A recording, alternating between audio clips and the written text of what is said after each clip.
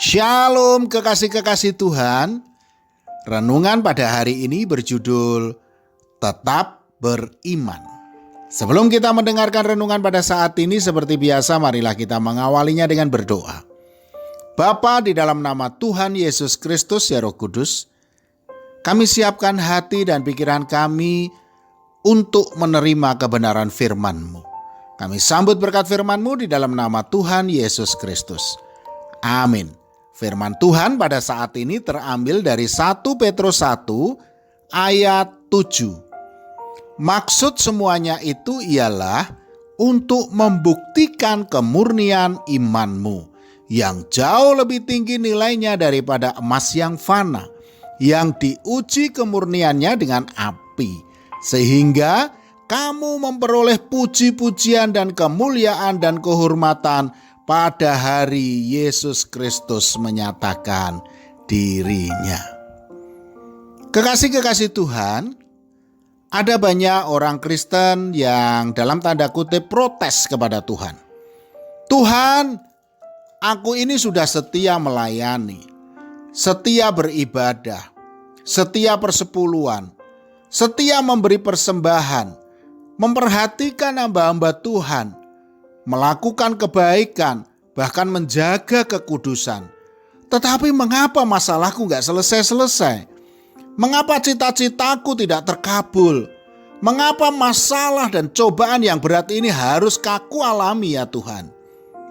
Saudaraku, tidak ada jaminan mengikut Tuhan Yesus Kristus itu akan melenggang tanpa masalah dan persoalan. Tidak ada jaminan juga untuk mengikut Tuhan Yesus Kristus itu tidak akan mengalami penderitaan dan penganiayaan. Kita lihat Stefanus. Karena mengikut Tuhan Yesus dan memberitakan firman-Nya, dia harus mati dengan cara dirajam. Paulus harus juga mengalami siksaan dan dipenjara sebelum dipenggal kepalanya oleh Kaisar Nero pada tahun 67 Masehi. Demikian juga para murid-murid Tuhan Yesus Kristus lainnya. Mereka juga mengalami penderitaan dan siksaan sebelum akhirnya dibunuh dengan kejam. Masalah, sakit penyakit, dan persoalan lainnya diizinkan Tuhan terjadi dalam hidup kita, di antaranya oleh karena Tuhan ingin menguji dan membuktikan iman percaya kita kepadanya. Contohnya Ayub. Begitu setianya Ayub kepada Tuhan, namun ujian terhadap imannya begitu berat.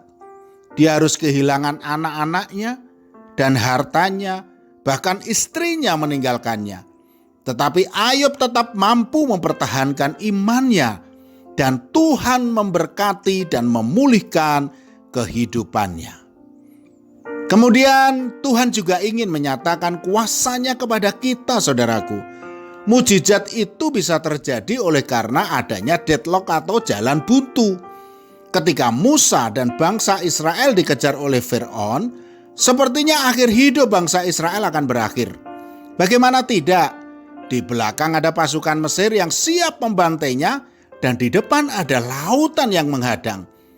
Di saat seperti inilah mujizat Tuhan dinyatakan. Laut Teberau terbelah dan bangsa Israel bisa selamat menyeberanginya. Untuk itu tetaplah mengandalkannya. Saudaraku, apapun juga kondisi kita pada saat ini, tetaplah setia kepada Tuhan Yesus Kristus. Sebab ketika kita bisa mempertahankan iman dan pengharapan kita kepadanya, bila tiba saatnya nanti, kita akan memperoleh puji-pujian dan kemuliaan dan kehormatan dari Tuhan kita Yesus Kristus.